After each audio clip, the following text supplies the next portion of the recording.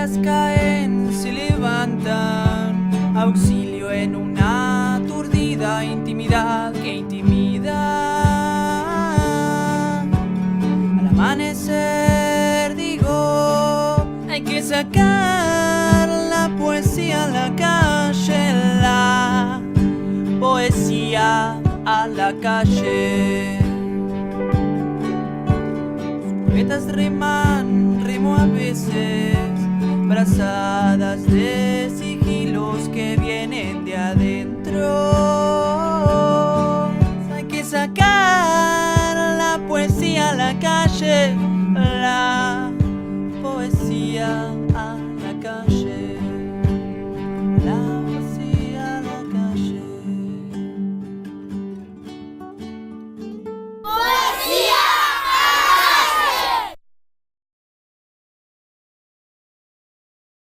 Estamos en otro programa de Poesía a la Calle. Este programa se dedica a difundir a cada poeta del interior, desde Jujuy a Tierra del Fuego. En el programa de hoy, la provincia elegida es Buenos Aires, con un poeta que se llama Pablo Queral. Hola Pablo, ¿cómo estás? Muy bien, gracias Claudia. Contanos, Pablo, ¿cómo surgió en vos la poesía? Porque aparte sos médico, ¿no? ¿Y cómo unís la medicina con la poesía?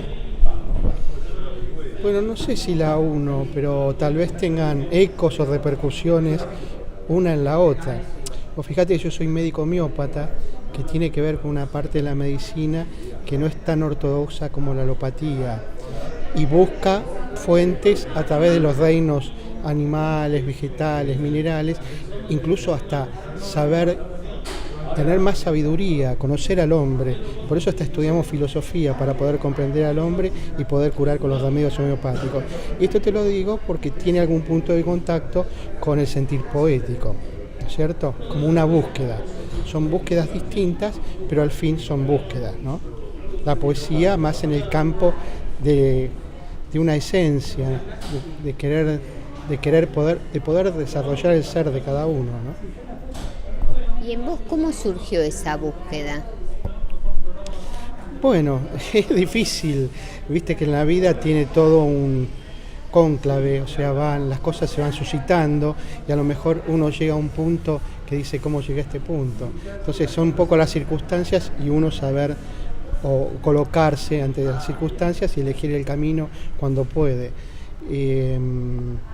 Y pienso que es así, un poco el azar, como decía Malarmé, un golpe de dado jamás abolirá el azar, y un poco el destino y un poco la voluntad de uno de ir hacia un lado, ¿no?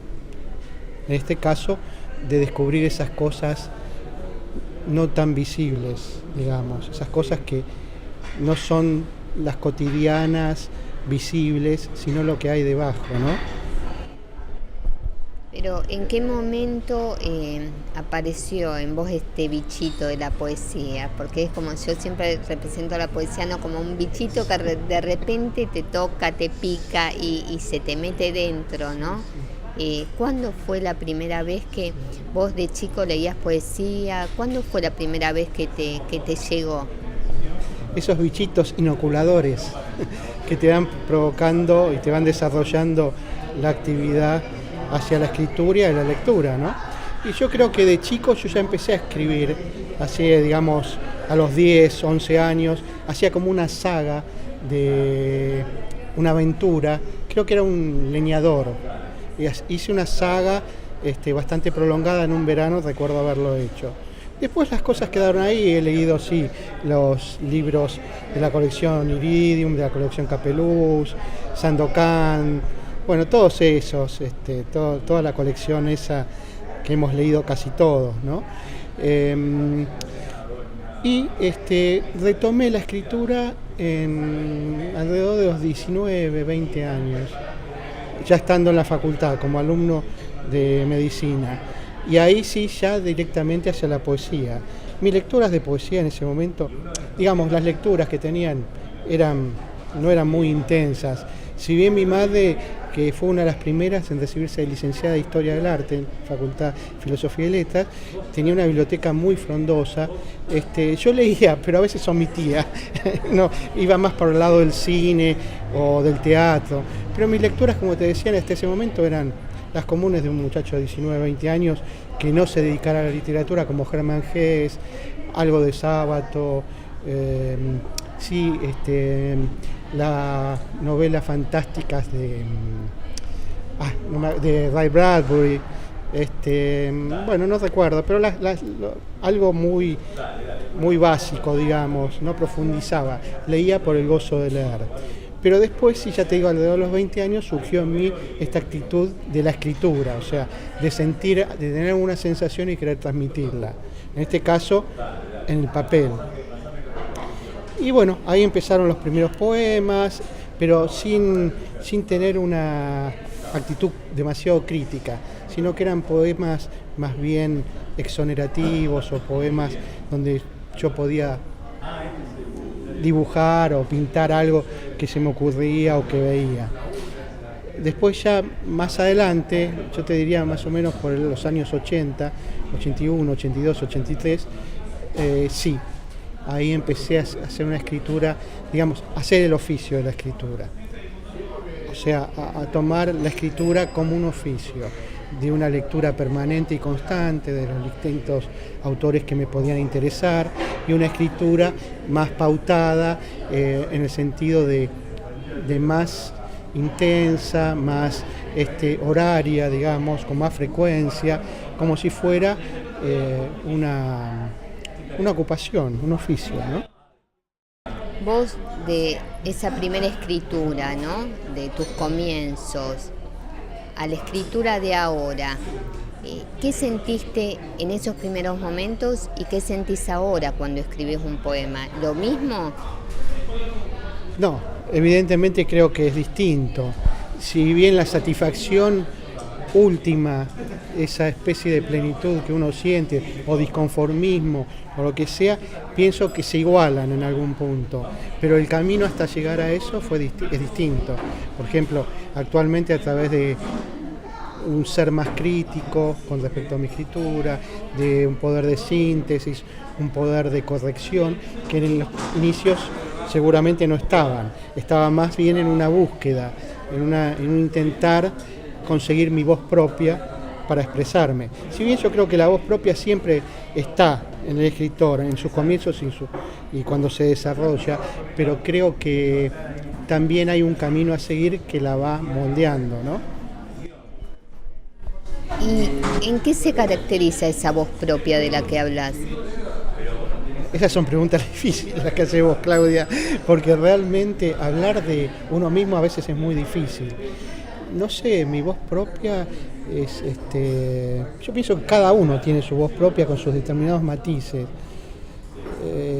No sé, últimamente, ya hace mucho tiempo, yo elegí el camino de una escritura, digamos, de rupturas, una escritura, como dicen algunos, de poder fluir, ¿no? La parte yoica, el fluir del yo, o sea, poder sacar afuera distintas sensaciones y no hacer una escritura, digamos, de principio a fin, o sea, como si fuera un camino de viaje pautado y esperado, sino tratar de hacer algo, como decía Cage, o sea, no escuchar un sonido aislado, sino escuchar todos los sonidos, incluir en su mundo de la música, incluir en el mundo de la poesía todos los sonidos posibles. Por eso intento hacer, como decía también Aldous Huxley, hasta 6, 7 líneas de pensamientos a la vez, pero tienen que tener una coherencia y una conexión, porque si no,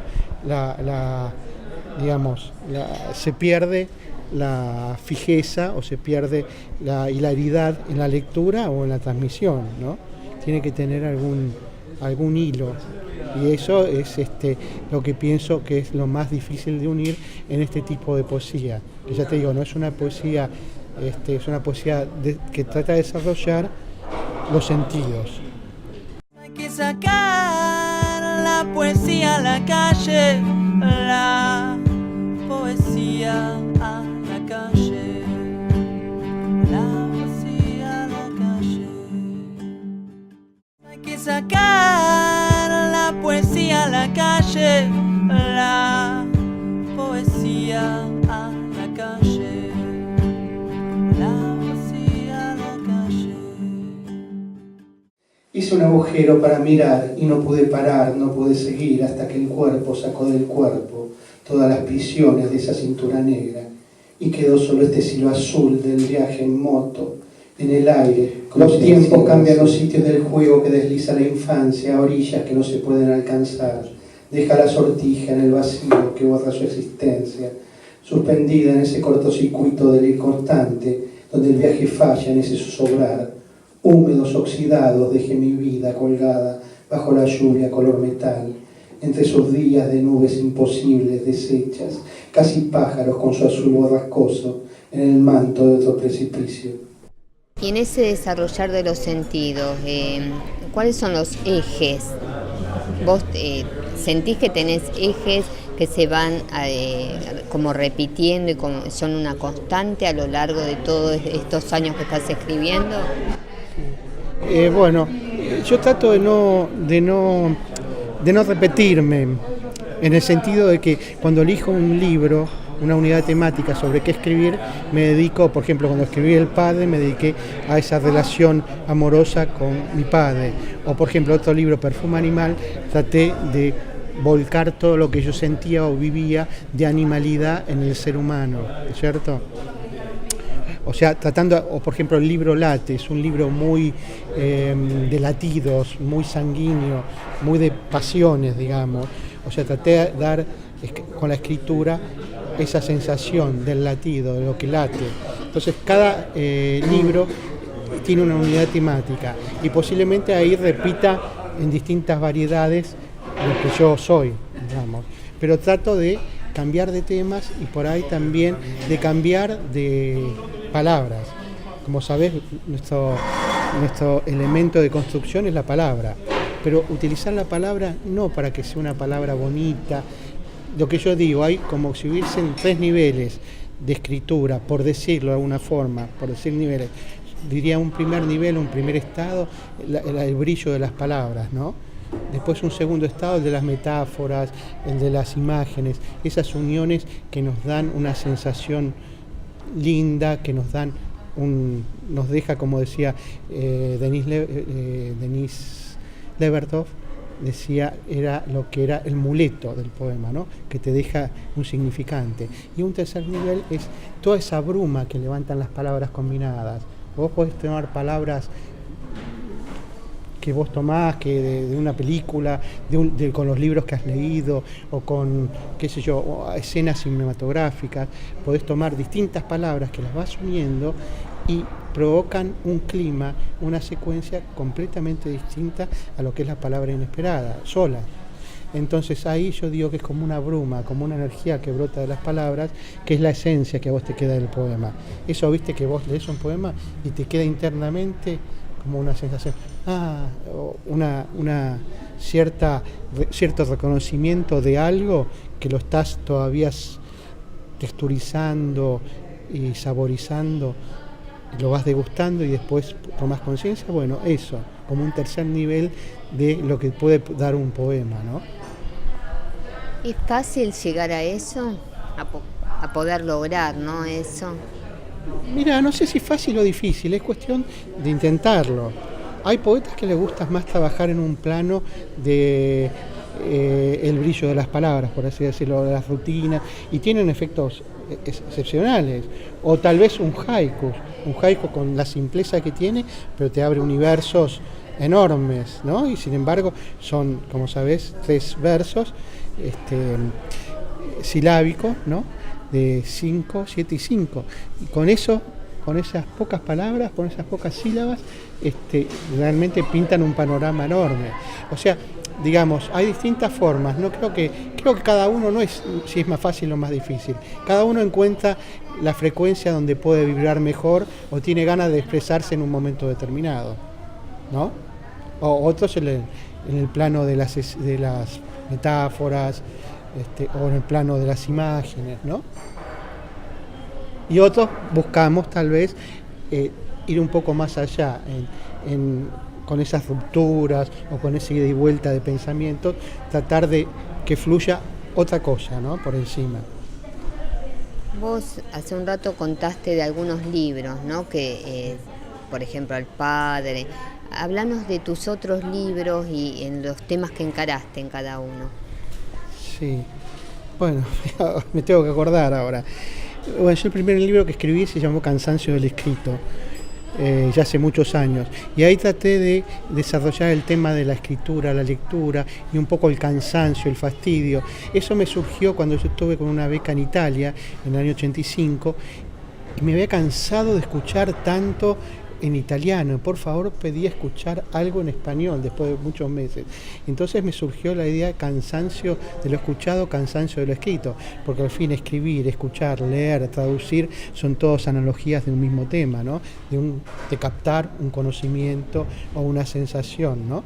Entonces ahí surgió ese libro que se fue desarrollando, porque después son como ramificaciones. Esto no solo para ese libro, sino para todos los demás. Uno empieza con un tema, leitmotiv, un tronco, y después, como la vida, te vas ramificando en distintas direcciones que tienen que ver a veces poco o mucho con el tema general, pero que uno quiere expresarlo, ¿no? Y encuentra ese medio. Otro fue 89 golpes y un whisky. Ese apareció a mí me gusta mucho lo cinematográfico. Yo me nutro mucho de lo cinematográfico, de la ópera, que amo, del teatro también, por supuesto, y de los libros que escribo, de que he leído, no de los libros que escribo, de los libros que he leído, por supuesto, todo eso y la música. Entonces te decía, 89 golpes nace a partir de una película de François Truffaut que me impactó mucho, y tal vez después el libro tiene poco o casi nada que ver con la película, pero el germen semilla que esparció la idea del libro surgió de ahí, y tiene partes como visuales ese libro, ¿no? Bueno, y así otros libros, ya te dije Perfume Animal también, con ver otro libro que se llama Jazz. Traté de expresar cosas que quería expresar, pero traté de buscar una música, como un fondo de música de jazz a través de las palabras, ¿no? Contanos cómo se puede relacionar la poesía, por ejemplo, con el cine, la poesía con la música. En sí, la poesía como llegada a la gente, ¿no? A través del arte.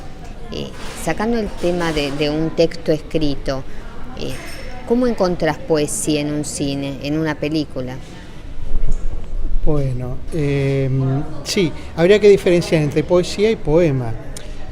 Yo me acuerdo de Alberto Guirri, la expresión que él utilizaba para definir un poco la poesía. Él decía que era ese río abierto entre lo material y lo inmaterial, ¿sí?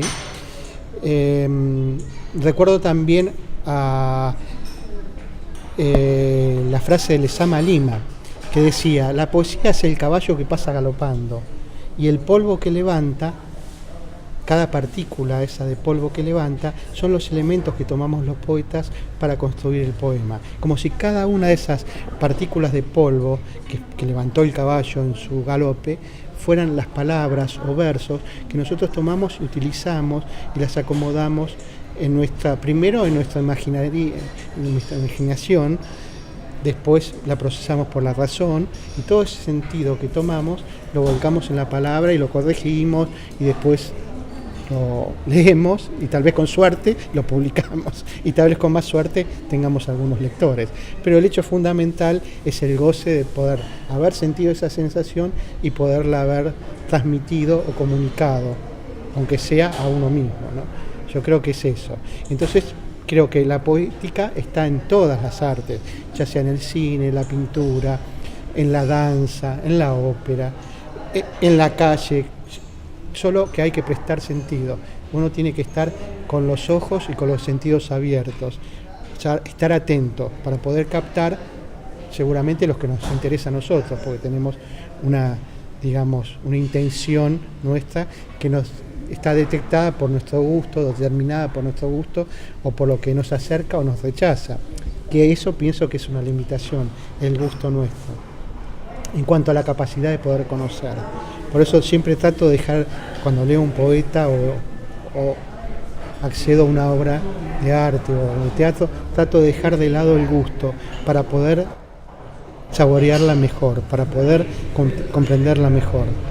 cuando terminas de completar, ¿no?, un libro y ves como que está para publicar o una poesía, un poema, ¿sos de mostrárselo a alguien? Bueno, yo durante muchos años mi primer lector era Arturo Carreras. Digo, mi primer lector, pobre, tuvo que soportar los bodios que escribía. No, cuando tenía terminado el libro se lo leía a él y bueno, yo opinaba o me decía cosas. Era para mí, porque yo hace muchos años atrás fui concurrente del taller de Arturo Carreras y Daniel Helder a principios de los 90, junto con otros poetas más, que concurrimos a ese... Rita Krasman, bueno, muchos poetas más, Roxana Páez, Selva Di Pasquale, bueno, pasaron muchos poetas por el taller aquel. Entonces, bueno, como tuve una relación así, cuando tenía un libro terminado, durante mucho tiempo se lo leía a él como, digamos, como una primera escucha, ¿no? Cuando vos dijiste que viviste en el exterior algunos años, ¿cómo fue escribir afuera? Bueno, yo estaba en Italia. En esa época creo que utilicé neologismos, utilizaba incluso palabras en italiano, como ancora o magari, y las intertextuaba con los textos. Y digamos, desde el idioma italiano, escribir en castellano o en español,